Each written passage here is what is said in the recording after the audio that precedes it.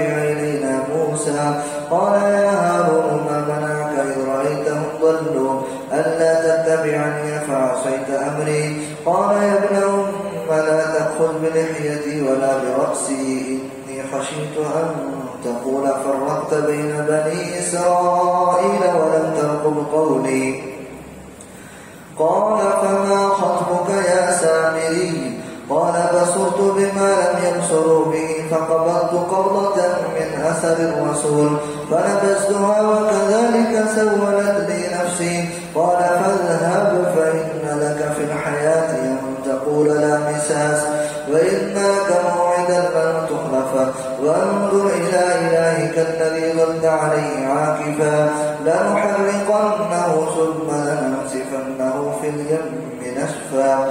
إنما إلهكم الله الذي لا إله إلا هو وسع كل شيء علما كذلك نقص عليك من أنباء ما قد سبق وقد آتيناك من لدنا ذكرا.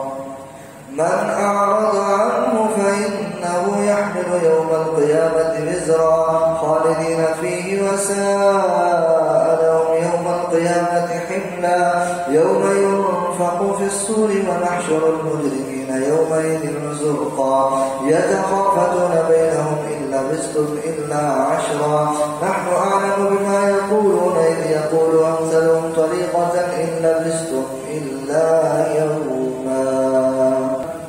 ويسألونك عن الجبال فقل ينسفها ربي نسفا فيذرها قاعا صفصفا لا ترى فيها عوجا ولا أمتا. يومئذ يتبعون الداعي لا عوج له وخشعت الأصوات للرحمن فلا تسمع إلا همسا. يومئذ لا تنفع الشفاعة إلا من أذن له الرحمن ورضي له قولا.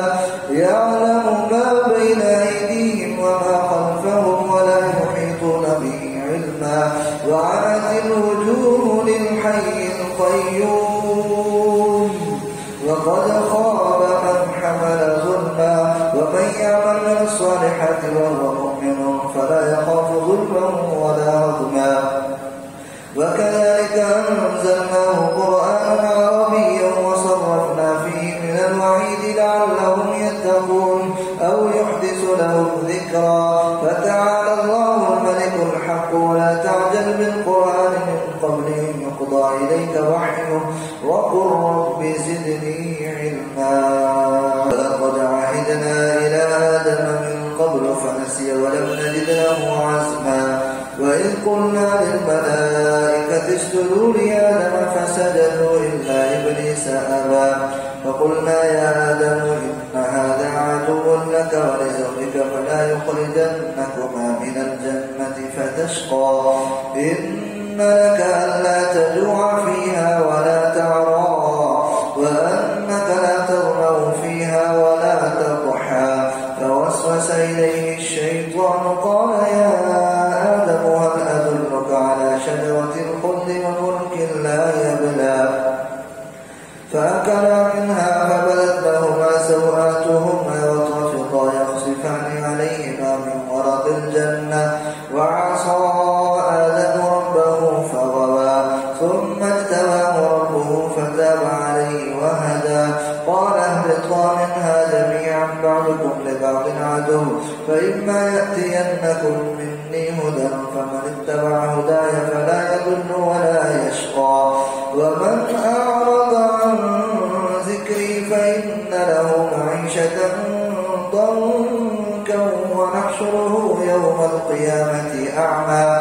قال رب لم حشرتني أعمى وقد كنت بصيرا. قال كذلك أتتك آياتنا فنسيتها وكذلك اليوم تنسى وكذلك نجزي من أسرف ولم يؤمن بآيات ربه ولعذاب الآخرة أشد وأبقى. أفلم يهد لهم كم أهلكنا من قبلهم من القرون يمشون في مساكنهم إن في ذلك لآيات لأولي النهى. ولولا كلمة سبقت من ربك لكان لزاما وأجل مسمى. فاصبر على ما يقولون وسبح بحمد ربك قبل طلوع الشمس وقبل غروبها ومن آناء الليل فسبح وأطراف النهار لعلك ترضى ولا تمدن عينيك إلى ما متعنا به أزواجا منهم زهرة الحياة الدنيا لنفتنهم فيه ورزق ربك خير وأبقى وأمر أهلك بالصلاة واصطبر عليها لا نسألك رزقا نحن نرزقك والعاقبة للتقوى وقالوا لولا يأتينا بآية من ربه أولم تأتهم بينة ما في الصحف الأولى ولو أنا أهلكناهم بعذاب من قبله لقالوا ربنا لولا أرسلت إلينا رسولا فنتبع آياتك من قبل أن نذل ونخزى قل كل متربص فتربصوا فستعلمون من أصحاب الصراط السوي ومن اهتدى.